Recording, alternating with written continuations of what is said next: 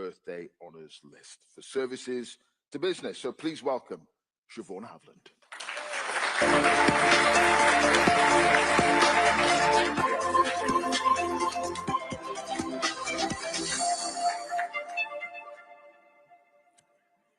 Good morning, everyone.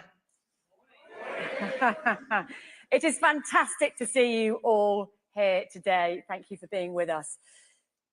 A huge amount of effort goes into getting us to this point, and I'd like to thank our headline partners, Heathrow and NatWest, and our corporate partner, Intuit, for all their support in making it happen.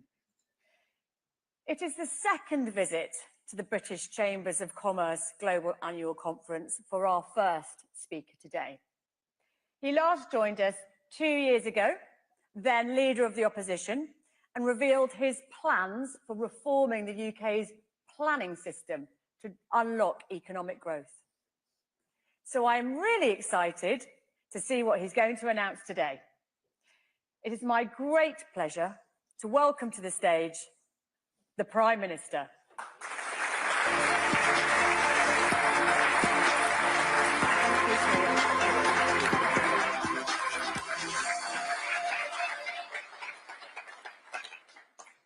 Thank you, Siobhan, and not just for that introduction, but for all of your leadership over 4 years now. It's really good to have been working with you.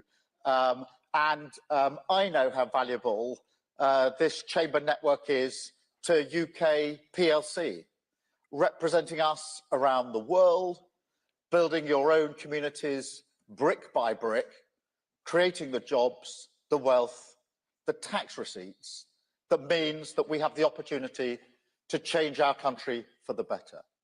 And I want to begin by thanking you for all of that. Because look, I fully acknowledge, and I do acknowledge here, that this year, as we've had to fix the foundations of our country, deal with the unprecedented mess that we inherited, we've asked a lot of you. I understand that, and I want to acknowledge that.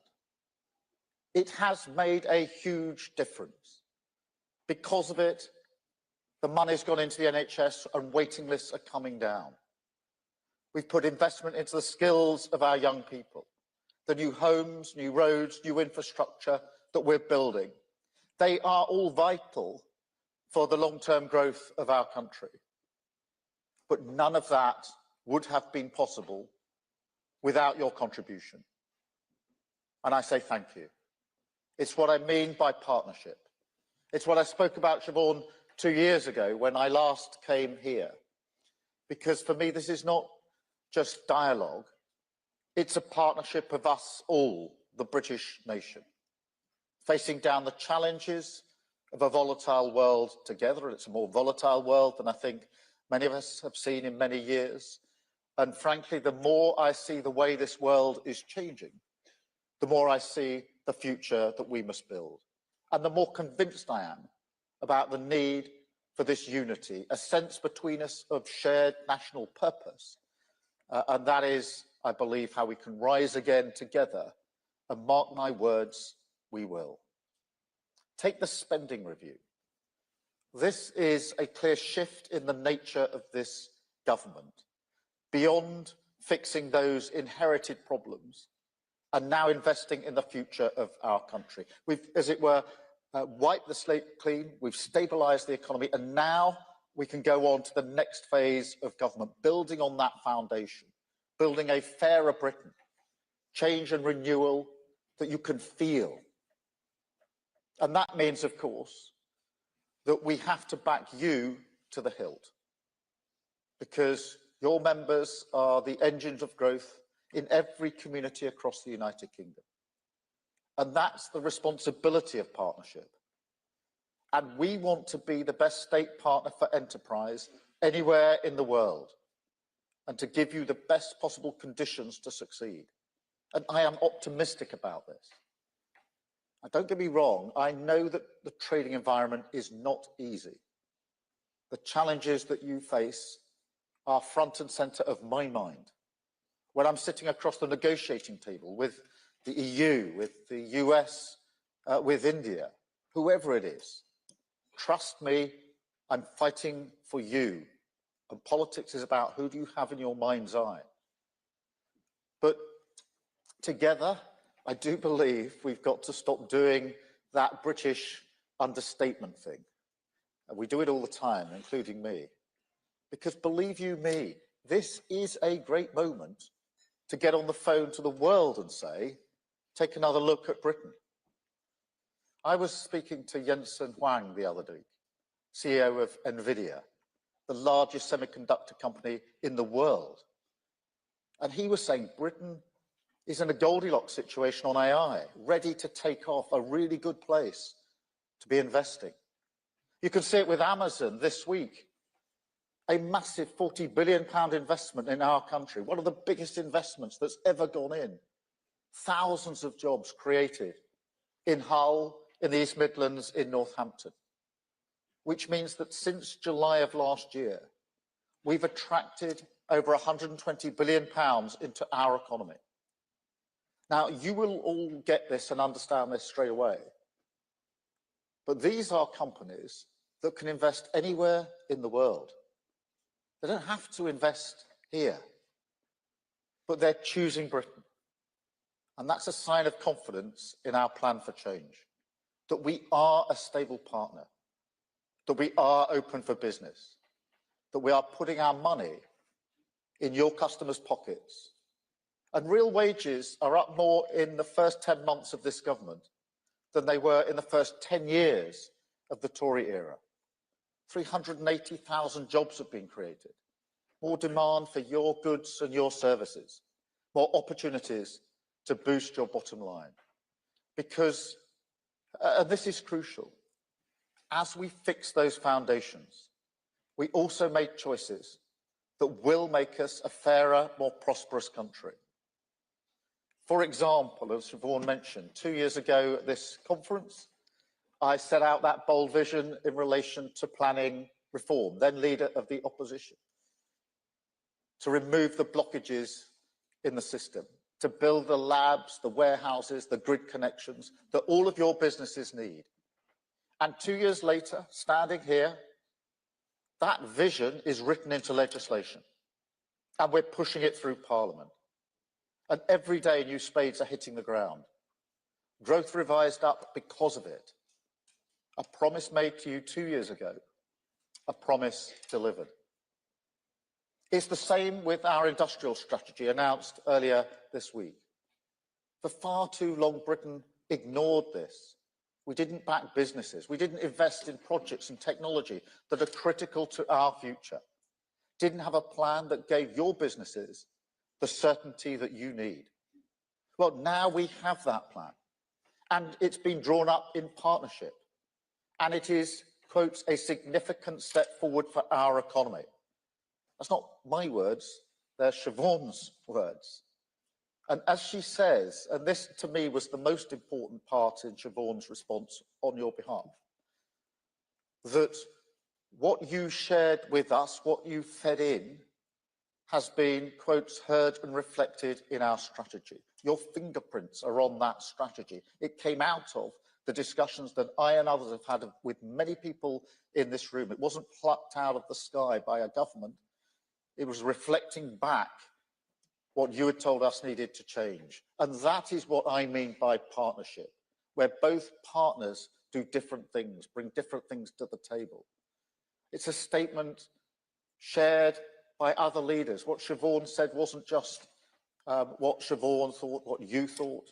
It was the sentiments of the CBI, of Enterprise Nation, the Federation of Small Businesses, Make UK, Small Business Britain, and the Startup Coalition, backing British business with significant investment in R&D, new technical colleges across the country, electricity bills slashed for more than 7,000 businesses. That'll make a massive difference. So many people in this room and elsewhere have said to me, it's the energy costs here. They're not competitive across Europe. We have to find a way to bring them down. That's what we've been able to do to boost our competitiveness.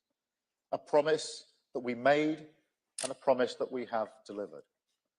And across the country, it's the same story, stripping out regulation that blocks investment, pushing forward with radical devolution agenda, investing in skills and making sure that that's devolved, unlocking pension wealth to back British business, building new infrastructure the length and breadth of our country, carbon capture projects in Merseyside, in Scotland, and along the East Coast, nuclear in Nottinghamshire, and of course at Sizewell, rail investment in Wales, a new runway at Heathrow, new metro schemes everywhere, from the North East to the West Midlands, Manchester, Sheffield and Leeds.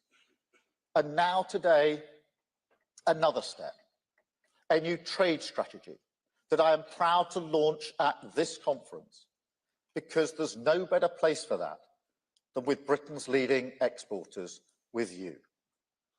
It builds, as you would have expected, and of course, on the deals we've already struck with India, the United States and the European Union. The hat trick, as I call it. And I've played defensive midfield all my life as a footballer. The last time I got a hat trick, I think, was when the kids were about 7 and I could just about get the ball past them. So I'm going to take this particular hat trick. But look, seriously, you don't need me to stand here and tell you how important these trade deals are. The EU SPS agreement on its own is a huge boost for food exporters and importers, driving down the cost base for retailers, reducing friction for our exports, a huge boost for the food industry. And I think a sign that partnership is not just empty rhetoric, that we're prepared to fight for your interests, prepared to make a political case for the growth and jobs that you can deliver. Small businesses, of course, as well as larger firms. And that EU-UK reset is so important on so many strands. There were 10 strands to that agreement. The SBS was one of them. There was the Defence and Security Partnership. Yesterday, I was at the NATO summit. We were increasing spending on defence across all of our allies. And because of the relationships that we've built, as people increase their spending, they're coming to us for discussion. They were doing it in the margins of the meetings yesterday, because they know that we have the ability to help them with the defence capability that they need to build. And it's therefore the EU-UK reset is about the strands that are in the deal, but it's also about the relationships that we're building that absolutely help and enable trade, and you will understand that. But that mindset is true of all the other deals. The US deal, hugely important for car manufacturing, particularly for companies like Jaguar Land Rover. And before we made the deal and after we made the deal, I went to Solihull, to JLR, a number of times to speak to the workers there and to look into their eyes. And I know how much it meant to them. Before the deal, they knew that trading at 27.5% tariffs into the North American market was really difficult. And they absolutely appreciated what that meant for them, for their jobs, for their families and their communities. And that's why when we got the deal done, when we got it over the line eventually last week, that signature, the CEO of JLR, Adrian Mardell, called me and made it crystal clear that thousands of jobs across the West Midlands had been saved. And then think of the supply chains that go with that, in logistics, in engineering, in freight. Think of the demand in the local economy, the cafes, the retailers, the pubs. And that is all true of that deal. It's why we had to be so focused to achieve that deal. The only country in the world to have got a trade deal with the US, something which we've been talking about for a very, very long time, is vital for the sectors that it protects. And that approach is true also of the India deal, again talked about for a very long time, but an unprecedented opportunity for UK PLC to access the world's fastest growing economy. And I've spoken to some of our whiskey and gin distillers about the India deal, and they've told me that their concern now is whether they can produce enough to meet the demand. What a great problem to have. What a great problem. It's a huge win for them. And under the India deal, tariffs for our car manufacturers slashed from over 100% to just 10%, the best terms of any country in the world. A deal which people said could never be done. That actually is true of all three deals. They said it wouldn't be possible to get a US deal. It wouldn't be possible to get an EU deal. If you had a US deal, you had to choose between the two, and it certainly wouldn't be possible to get an India deal. And we've been able to get them, and that is brilliant for Britain and brilliant for you. And we'll go forward from here. And it's not just the terms of the trade deal. It's the signal that it sends about us, a transformation of our global brand.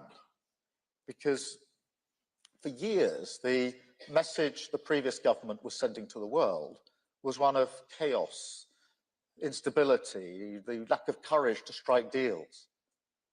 Because when push comes to shove, in my view, they put politics before country. And together, we've now completely turned the page on that.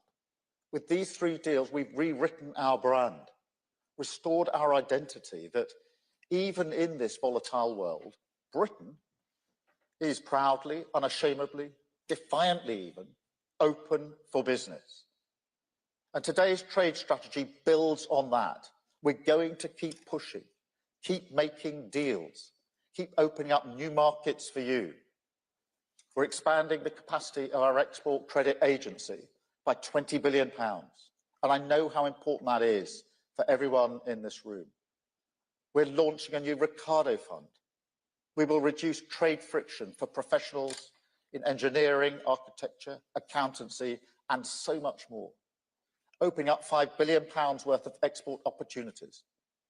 Because trade isn't just about goods. We're a services superpower. So we'll back our exporting services as well, show more flexibility in that approach. And what we want to do is push not just for traditional trade agreements, but also for smaller deals that we can make quicker at pace, whether that's a digital trade agreement with Brazil, Thailand, or Kenya, clean energy cooperation with the Philippines and Mexico, professional qualification recognition all around the world. But perhaps, most importantly, in this uncertain and challenging world, we will also give ourselves new powers on trade defence. Make sure that if your businesses are threatened by practices like dumping, that we have the right powers to defend you. And I'm determined that Britain becomes a global champion for free trade. I'm determined that we are the beacon for those values. And frankly, I think our actions already speak louder than any words. But in a world where things can change quickly, as you've seen in the recent days, we've seen in sectors like steel that protection measures do need to be put in place, then we have to be ready to back British business. And that is what we've done on trade. That is what we will do in the future, right across our economy.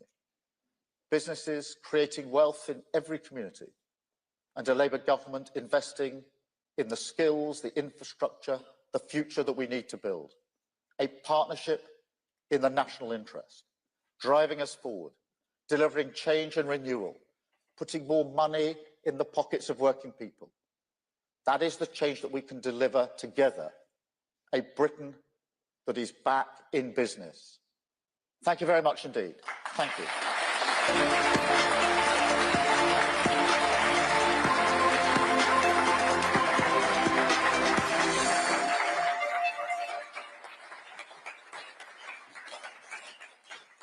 Prime Minister. Good to see you. Good to see you. Hi. You're obviously. Thank you very much. We're going to go from Goldilocks to Iran. Very good. They've now partially reopened their airspace. The ceasefire with Israel, it does seem to be holding, thankfully. But how concerned are you about the economic impact if there is a renewal of violence and prolonged instability across the region? How worried should UK businesses be? I think we should all be concerned. What we saw in the last week or two was the immediate impact on oil prices of the conflict in Iran. Happily, there's a ceasefire, and amongst the things we've been working at pace on with our partners is making sure that ceasefire remains in place, that we de-escalate and have stability across the region, but it's fragile, as everybody in this room will appreciate. And I think I'm right in saying that the impact of international affairs on us domestically has never been so direct as it is at the moment. So you saw it in oil prices. To take the other obvious example, in the 3+ years of the Ukraine conflict, energy prices have gone up considerably as a result of that conflict. So we have to recognize that. That's why diplomacy matters on the global stage, to try and de-escalate and resolve situations, which is what I've spent a lot of time doing. It's also why we need to insulate ourselves here as best we can. Amongst the reasons I want clean power and to get to renewables as quickly as possible by 2030 is not just because it's right for jobs, technology, and cheaper in the long run. It's also because it's energy secure. It takes us off a volatile international market and gives us better control over our energy. There are measures that we can, the trade deals, a 10-year industrial strategy, they are all intended to be good in their own right, but help us cushion and insulate against global conflict. I think we are living in a period of global conflict, the like of which we haven't seen in a very long time. The world is more unstable and we have to take measures. The other thing I know this is a long answer now, but I have been saying defence and security, we're in a new era, things have to change on trade and the economy as well. Whatever we think of tariffs, they are undoubtedly an attempt to change the way the world economy is run. Right. And we have to recognise that. I don't think we're going to be going back in a few weeks or months to how it was before this administration came in. We're in for a different future, and we need to think through what that means. Trade deals, lowering trade barriers, the trade strategy I've just set out is a reflection of that, as is turbocharging our support for business here. We have to adapt to a changed world. And if we can do that at speed and get ahead of others, it's a huge opportunity. Yeah, you talk about that trade strategy with the aim, and I quote, to make the UK the most connected nation in the world while protecting vital industries from global threats and backing businesses to thrive. How are you going to do that? Well, first thing is to get the trade deals that we've got. And to get 3 in a row like that was really important. The smaller deals, I think, are really important because we can do them in an agile way within particular sectors. You know, there's the big comprehensive free trade agreements. They're good, but they take a long time to negotiate. Small sector-specific deals are the way forward. I think we should also talk to like-minded countries because they recognise that the world is changing. So I've been talking to the leaders in Japan, in Singapore, in Australia, New Zealand, Canada, about how we, the UK, can trade in an easier, better way with them, whether we as a group of countries can trade with other countries in an easier and better way. So I do think that it's a difficult environment, but there are significant opportunities if we're agile about it and if we understand the world we're living in and get ahead of the curve. Yeah, you need to start delivering sooner rather than later. The EU reset relationship with the UK, for instance, when are you going to deliver on that? Red tape is still a problem for many people in this room, and barriers need to be brought down sooner rather than later. Yeah, so we're going at that at pace. We had the first EU-UK summit just a few weeks ago. That is going to be a yearly event. And so we want to move on in iterations. Between the reason we did it yearly is to make sure that we have milestones to gauge how more quickly we can go. I'm actually really pleased that we got 10 strands of that agreement. We started the negotiations in October of last year. That's when I sat down with the President of the Commission, Ursula. And then by 6-7 months later, we'd got a pretty wide agreement with the EU with 10 strands to it. There's the SPS agreement, hugely important for food, for supermarkets, retail, etc. But there's also the defence and security aspect, which unlocks the gate for us to the safe funding in the EU. And in this era where lots of countries are going to be spending more on defence, there is a live discussion going on about where those contracts are going to be to put ourselves in the position where we can take advantage of that. But also within the EU deal, the work we did on energy, on carbon emissions, etc. So we need to move at pace on that, and the quicker the better. And that's already progressing with the EU. Yeah, many in the room would agree that you need to really get cracking on that. You admit you've asked a lot of business since you've become Prime Minister. Do you fully get the concerns that there are, deep concerns, when it comes to the Employment Rights Bill? On the Employment Rights Bill, yes, I get the concerns. One good thing about businesses, they don't hold back when they talk to me about concerns, and quite right too, because those conversations really matter. It meant a lot. I've already said this to Siobhan this morning. It meant a lot to me that Siobhan put out a response to our industrial strategy, which not just said it was good, but said it reflected what you had fed into us. And that is because I believe that government isn't as good at doing business as business is as good at doing business. And therefore feeding back what business said to us. So yes, people have raised concerns with me about the Employment Rights Bill, but equally, many people have recognised that a secure, protected workforce is good for business, drives up productivity, and most of what's in the Employment Rights Bill is done by good businesses in any event. It is good practice in many businesses. We'll continue to work with you as we implement it, of course, as I think you'll see in the work we've done in government. But in the end, I firmly believe that a well-respected, well-protected workforce is an essential ingredient for economic growth and drives up productivity, and that's the place that we want to get to. Okay, running out of time, I want to get a couple of questions from the floor, and I know we've got a couple of people here in the front who want to ask a question. Just give us your name and where you're from, please. Thank you. Thanks, Clive. Good morning. I'm John McCabe from good to see you again, John. North East Chamber of Commerce. Great to see you again, Prime Minister. You talked in your speech about devolution, and Chambers of Commerce across the North came together recently to welcome the Great North Initiative that our respective Metro mayors came together to launch.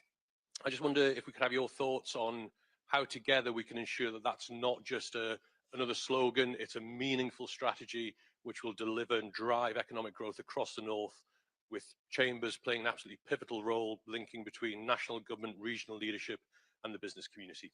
Thank you. Well, thank you for that. And I think devolution is critical to growth for a number of reasons. First, economic growth can't just be a line on a graph measured in some parts of the country but not others. It's got to be everywhere, and it's got to be felt by people everywhere, and therefore devolution is an essential part of that to meet the challenge that it's got to be growth in every part. I also believe, as a fundamental principle, that those with skin in the game make the best decisions about their own communities, because they, the difference between somebody in Whitehall taking a decision about the North East and someone in the North East taking a decision about the North East is massive. Because if you live, if you work, if you've got a business in the North East, you absolutely care as to whether each and every part of the decision is the right decision. I think mayors give us an opportunity. We were a bit wary of mayors as Labour to start with, but actually on reflection, I think they've worked really well. We want to build them up because they give the political representation on a scale that works for business. And that's why, to give an example, on things like infrastructure and skills, I want that to be led from development. So when we're thinking, what's the infrastructure, what's the transport, the first thing we do is talk to businesses and mayors in the region to say, what would be, given the amount of money we've got, what's the best transport? Equally on skills, because I think if local businesses, local politicians and local colleges get round the table to say, what are the skills that are needed by the businesses in the North East, not generally across the country, but in the North East, they're likely to come up with the right courses in the right colleges to feed into the businesses that are there. So this isn't just a political slogan for me, it's a way of doing business. And I genuinely believe it'll produce much better results than teams of people in Whitehall trying to make decisions. We've tried that model, it doesn't really work for the obvious reason that somebody sitting in Whitehall will never make as good a decision as you will about what's needed in the North East or anywhere in the country. All right, thank you for that. And one more question briefly. the front here, I think. Oh, here we are. Oh, Right, thank you. Good morning, Prime Minister, and thank you very much. Charlotte Horrobin, I'm the Chief Executive of the Cambridgeshire Chambers of Commerce, and Cambridge is, of course, a jewel in our crown. Yep. It's an absolute global hub of innovation, but we do face some challenges around investment into our infrastructure.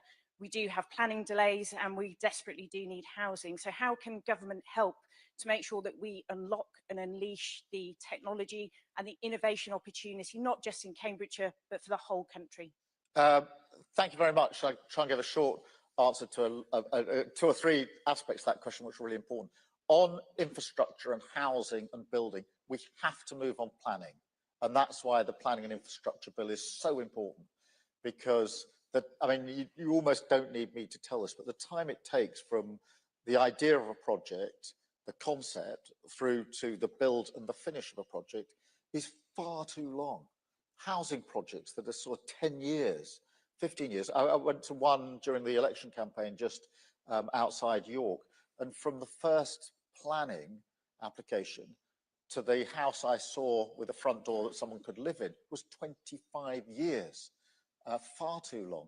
And so planning is intended to, the planning and infrastructure bill is to shorten all that. And make sure that whether it's houses, infrastructure, sorting out the grid for power has to be speeded up, has to be much more efficient.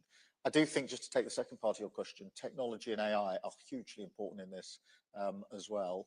And on AI, I think there are two stances. You can either be forward-leaning, seeing it as a huge opportunity that's going to transform our businesses, large and small, or you can lean out and see it as a bit of a risk, better be cautious, put a lot of regulation around it. I'm a leaner in. I think it's going to be transformative.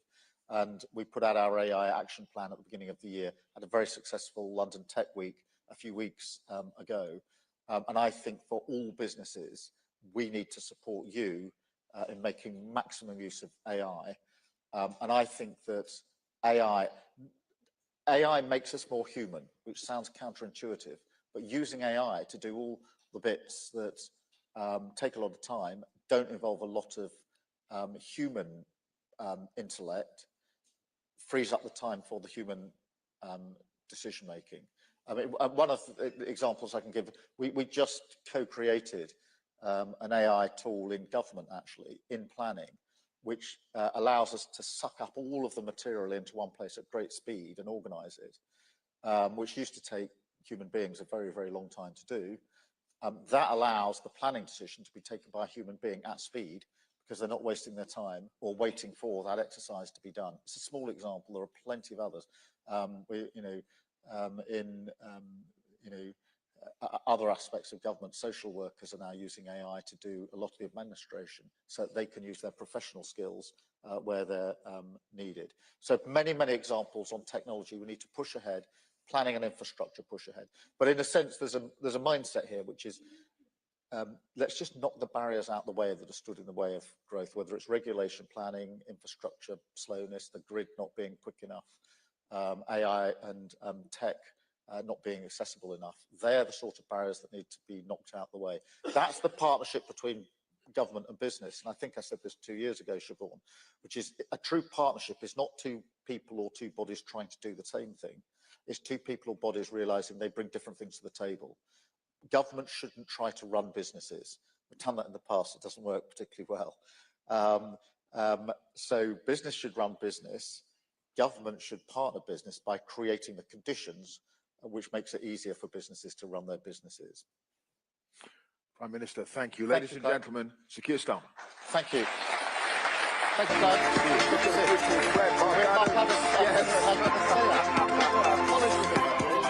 No, we run journalism school together. That's where we started, so it's brilliant. Yeah, absolutely. And he's still in touch with you too. Thank you. Right, ladies and gentlemen, we continue. I hope the Prime Minister answered some of your questions. I hope you got a little bit of an insight into what the government says it's trying to do to help everyone in this room. Now, can I ask Siobhan to come back to the stage, please?